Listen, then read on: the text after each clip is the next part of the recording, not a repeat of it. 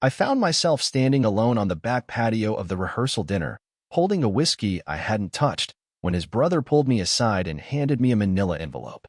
He didn't say anything at first, just looked at me like he'd already grieved something I hadn't even realized was dead yet. Then he said 6 words I'll never forget. "You deserve to know the truth." That was it. No context. No warning. Just those words, in the envelope. Plain. Sealed. Heavy in a way that didn't come from the paper. And just like that, the night before my wedding, the floor shifted.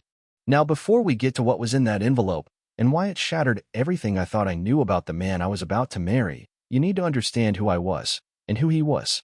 Because this didn't come out of nowhere. Not really. My name's Micah. I met Blake at a 4th of July barbecue thrown by mutual friends. He was the guy in the salmon polo, grilling hot dogs and making everyone laugh without trying. The kind of man who didn't seem to have to be anything, he just was. Confident without being cocky. Kind in a way that didn't demand attention. I remember thinking, that's the guy people marry. And I did. Almost. Blake was from a big family. 3 brothers, 1 sister, all tight-knit in the way that looked shiny from the outside. The kind of family that did holiday cards, matching pajamas, and annual lake trips. They welcomed me in like I was already one of them. But there was always this undercurrent, like something unspoken sat just beneath the surface. Mostly between Blake and his younger brother, Isaac. Isaac was the black sheep, at least that's how Blake described him. Rebellious. Opinionated. Always had to do things the hard way. But I liked Isaac. He was quiet, observant. The only one in Blake's family who ever asked me how I really was, and then listened like he cared about the answer. He also never pretended around me. Which is why, when Isaac pulled me into that side hallway and handed me the envelope, I knew whatever was inside, it mattered. I didn't open it right away. Instead, I slipped it into my suit pocket, smiled through the rest of the rehearsal dinner like I wasn't holding a live grenade next to my ribs, and tried to pretend everything was still fine.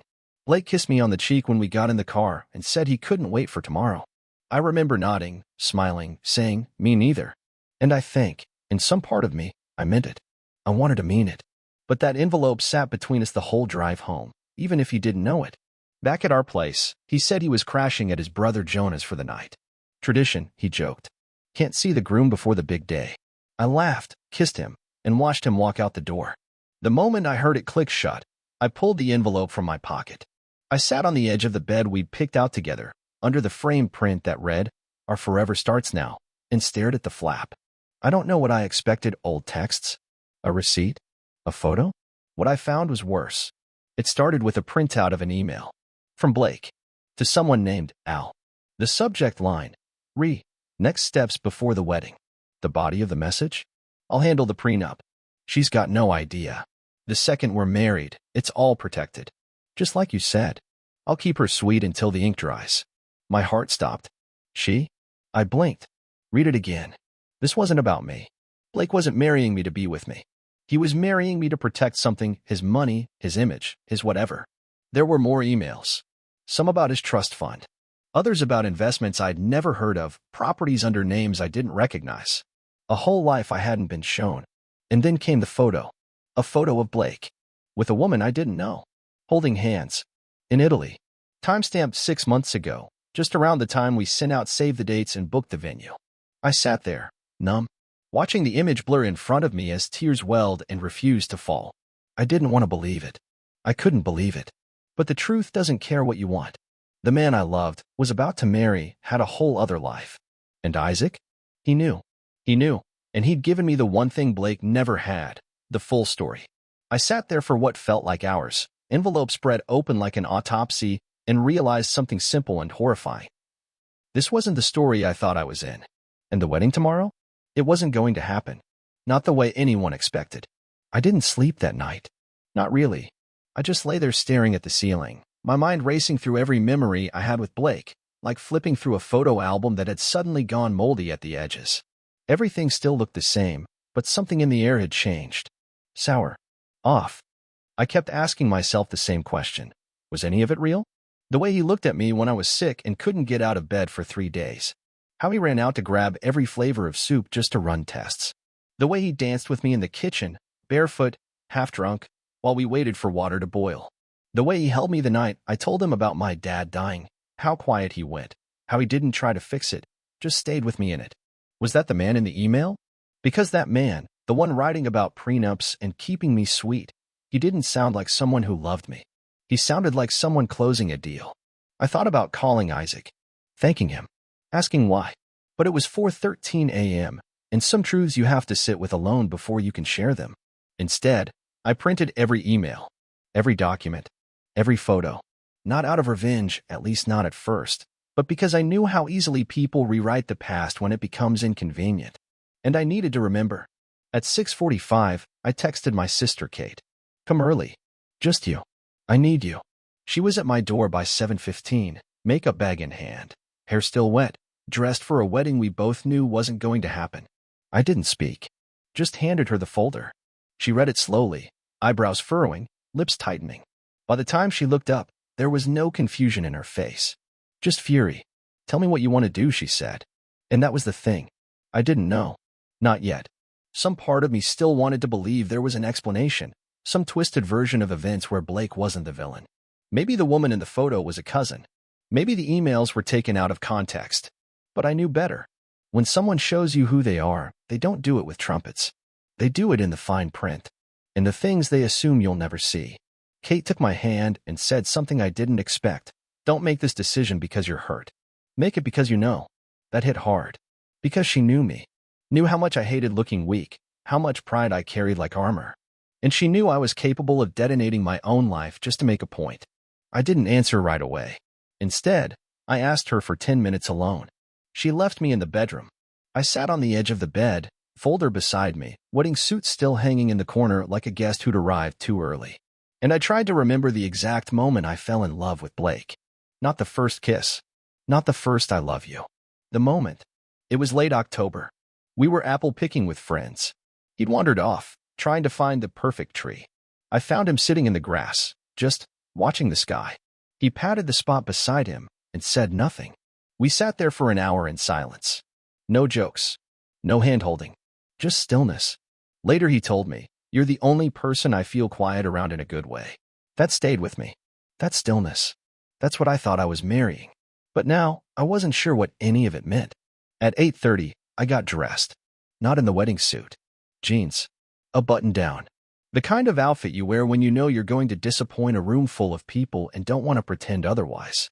Kate looked at me, nodded once, and said, "I'll drive." The venue was 35 minutes away. A white barn-style building with those damn string lights Blake loved so much. When we pulled up, I saw the florist unloading centerpieces. The DJ's van. Bridesmaids arriving in matching ropes. And Blake's car. Parked crooked. Like always. He was already inside. Kate squeezed my shoulder. "You want me to come in with you?" I shook my head. This was mine to finish. I walked in through the side door. Past the guest book table. Past the photos of us smiling in black and white. Past the first dance playlist he picked while sitting on my lap. I found him in the groom's suite, tying his tie in the mirror, humming under his breath. He turned when he saw me, surprised. "You're not supposed to see me, you know. Bad luck." I held up the folder. The smile died on his face. He didn't say anything, just stared at it, then back at me. And I'll never forget the look in his eyes, like a man caught halfway through a sentence he can't take back. I handed him the folder. Watched him open it. Watched his shoulders tighten with every page. Finally, he said it. Quiet. Almost ashamed. "You weren't supposed to see that." I nodded. "But I did." He swallowed hard. "It's not what you think." That made me laugh. "Really?" "Because what I think is that you were planning to marry me while keeping another life on standby. I think you used me to protect your money. And I think you thought I'd never find out." He opened his mouth. I held up my hand. "I'm not here to fight. I'm not even here for an apology." I stepped back. "I'm here to tell you the wedding is off." His face broke then. Not just disappointment, something deeper. Like a man who thought he'd kept every plate spinning and just realized the one that mattered most was already shattered. "Micah, No," I said. "You don't get to fix this with words. You lied. Repeatedly. You built a life with me while writing emails about protecting yourself from me." He looked away. I turned to leave. He said something then soft, broken. "I really did love you." I stopped at the door. I didn't turn around. "I know," I said. "But love without truth? That's not love.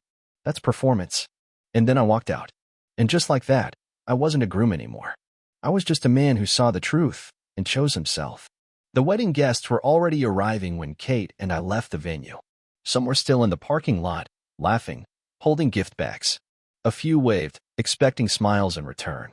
We didn't wave back. She just drove, silent, her jaw clenched tighter than I'd ever seen it. And me? I stared out the window like the world had changed shape overnight. Because it had. There's no manual for how to walk away from your own wedding.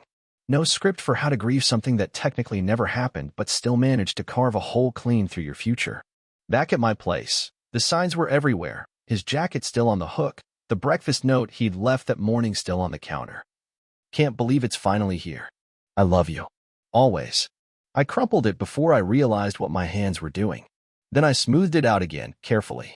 It's strange what your body holds on to when your heart's in freefall. Kate started moving through the apartment like a battlefield medic, unplugging curling irons, packing away bow ties, handing me water. She didn't ask what I needed. She just did it.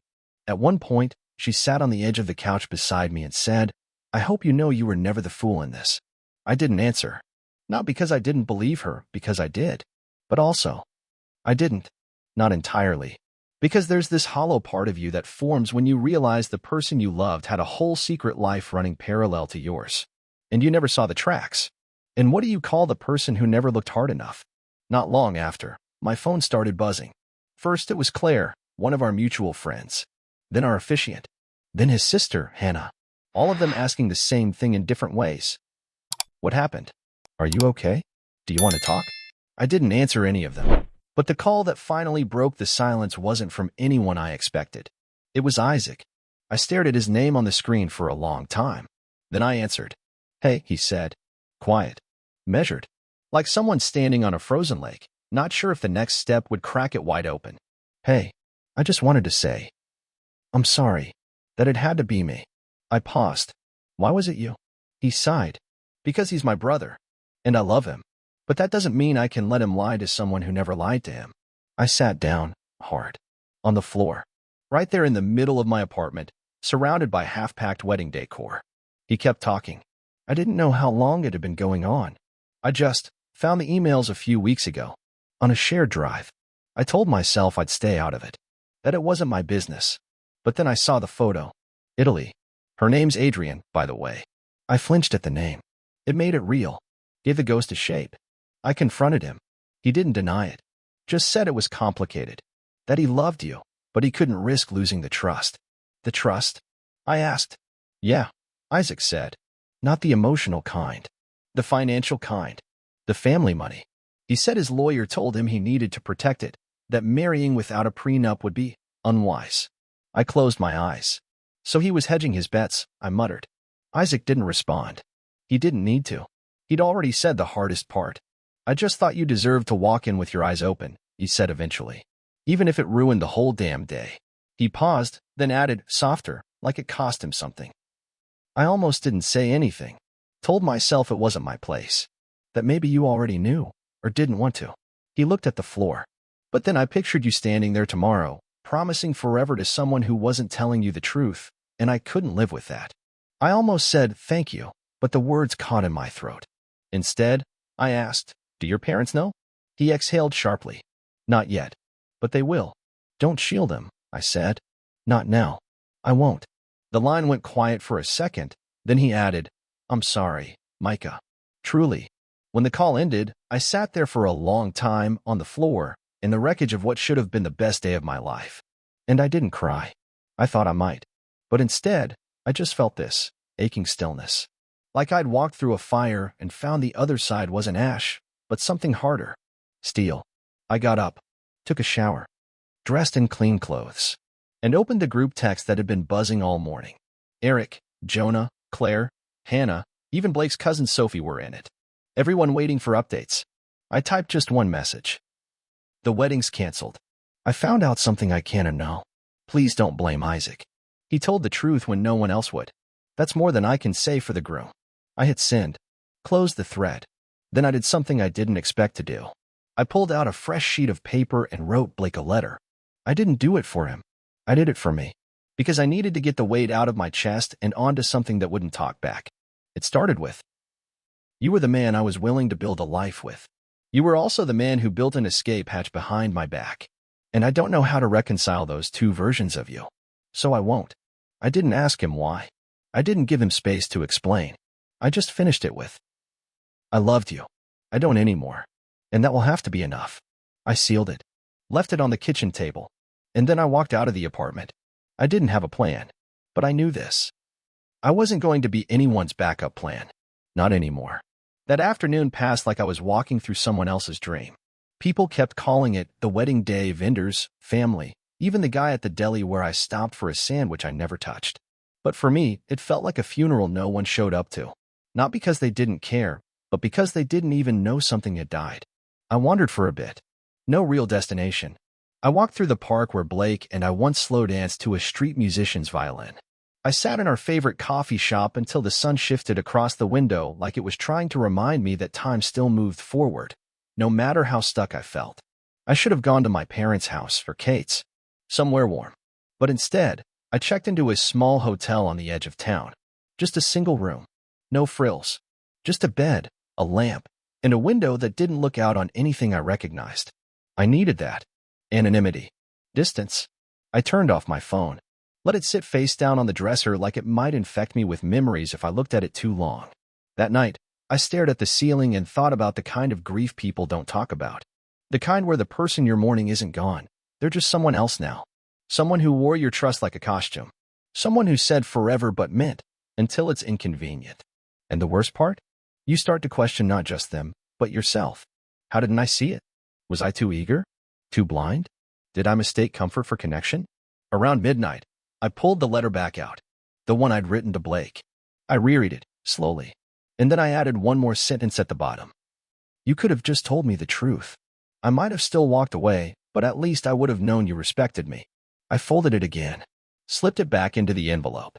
Then I slept, not well, but deep. Like my body finally shut off after carrying too many lies for too long.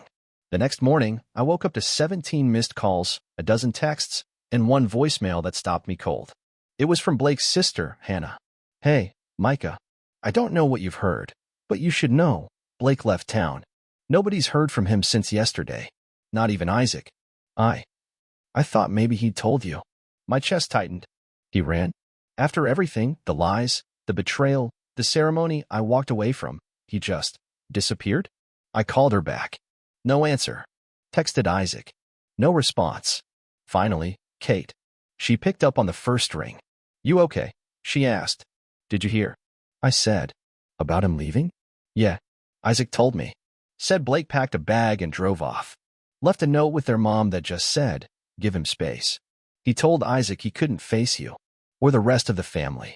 Said he felt like he'd burned every bridge and didn't know how to be in the room without making it worse. I went quiet. Because that sounded exactly like him, avoiding disaster by disappearing before it could name him. Space? After all of this, he wanted space? I laughed. Sharp. Bitter. Unbelievable. Kate didn't respond. Then softly, I don't think he expected you to walk away. Well, I said. You should have known better. We sat in silence on the line for a moment, and then she said something that hit me harder than I expected. He was counting on your forgiveness before he ever asked for it. And that was it, wasn't it? Blake had made his calculations. He banked on charm, on history, on my unwillingness to cause a scene. He thought the ring on my finger would outweigh the weight of his deception. He didn't think I'd choose myself. And maybe that's the most heartbreaking part of all. Because when someone loves you, they should always expect you to protect your heart, even if it means protecting it from them. Later that day, I got a knock on the hotel door. I opened it to find Isaac standing there, hands in his pockets, eyes tired in a way that made him look years older than he was. I figured I'd find you here, he said. I stepped aside to let him in. He looked around the room, nodded once. Simple. Quiet. Good call. I needed space, I said.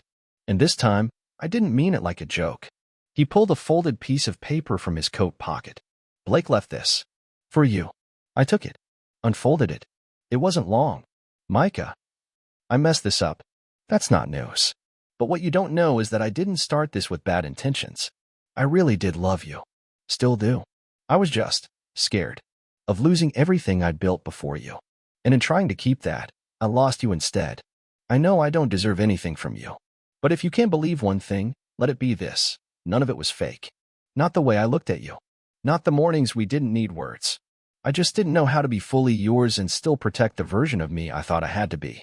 I'm sorry. I stared at the letter. Isaac watched me for a moment, then said, he didn't tell any of us. Not until it was too late. I nodded, folding the paper again. Then I asked him, do you think he ever meant to stay? He shrugged. I think he meant to get away with it. That landed heavier than anything else. Not love. Not regret. Just escape. Thanks for bringing this, I said. Isaac looked at me. You going back to the apartment? I shook my head. Not yet. I need to breathe without smelling him on the towels. He nodded.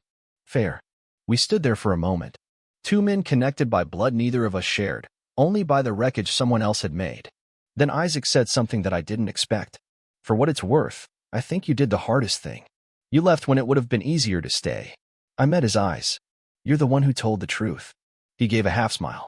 Yeah, but I didn't have to lose someone I loved to do it. And that was the thing. We both did what was right. And it still hurt. Because sometimes, doing the right thing isn't brave. It's just lonely. 2 days later, I went back to the apartment. Not because I wanted to, but because I had to. You can only live in limbo for so long before the world starts reminding you bills still need paying. Rent doesn't pause for heartbreak. And even if you didn't walk down the aisle, there's still a fridge full of catered leftovers and a closet half filled with someone else's life. When I stepped inside, it hit me all at once. The smell of his cologne lingering in the hallway, the row of shoes by the door, the small framed print on the entry table that said, let's build something that lasts. I stood there, keys still in hand, and realized. We built it. He just built exits into every wall. I moved slowly, like everything might shatter if I touched it.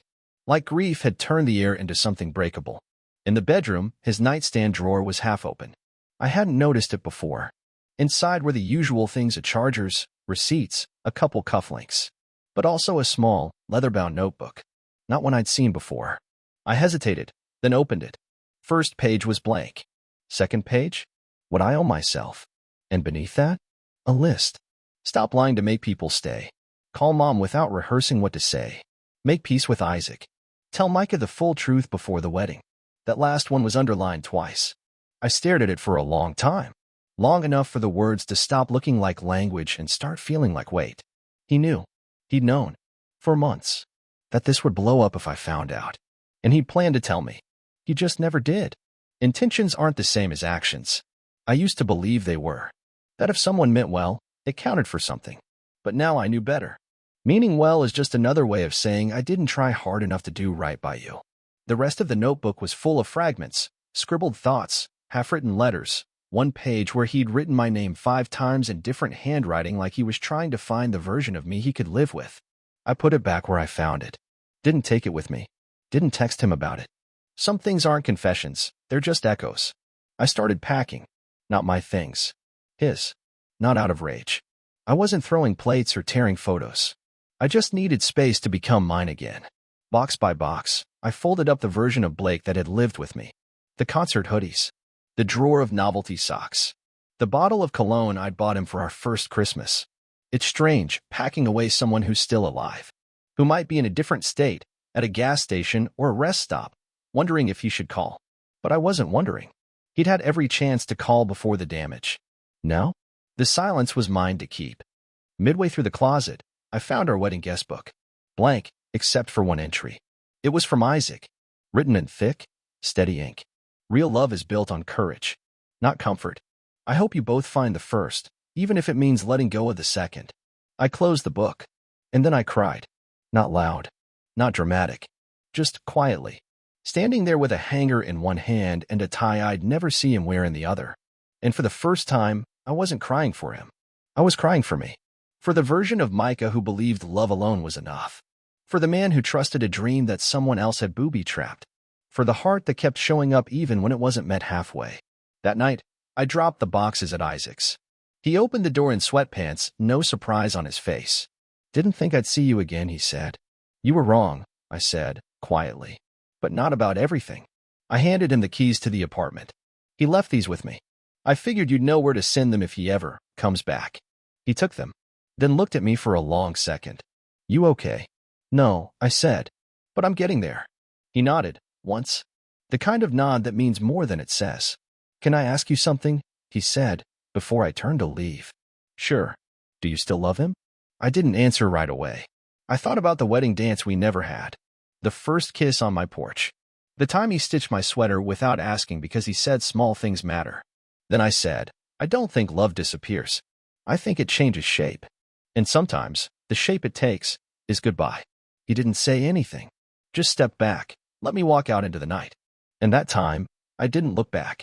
3 weeks after the wedding I came back to the apartment. Not to unpack emotions, I'd done enough of that, but to reclaim the space. I painted the walls a new color. Nothing symbolic, just something not his. The couch moved. The mugs were rearranged. Every trace of us got either boxed up or bent. I found his notebook in the nightstand. Not the same one from before. This one had a different feel. Fewer lists. More questions. One page just had my name, over and over, like he was trying to remember how to write it without guilt. Another page read, how do you hold on to something good when you're scared you'll ruin it? That hit me harder than I expected. Because it wasn't a plan. It was a confession. He hadn't just lied to me. He'd lied to himself. I didn't keep the notebook. Just read it, then let it go. I was done carrying the version of Blake that lived on maybes and half-truths. I packed the rest of his things and dropped them off with Isaac. He didn't say much, just took the keys I handed over and asked, do you still love him? I paused, then said, I think love doesn't disappear. It just changes shape. And sometimes that shape is goodbye. And that was it. No dramatic ending. Just two men standing in the quiet space where truth had finally won out.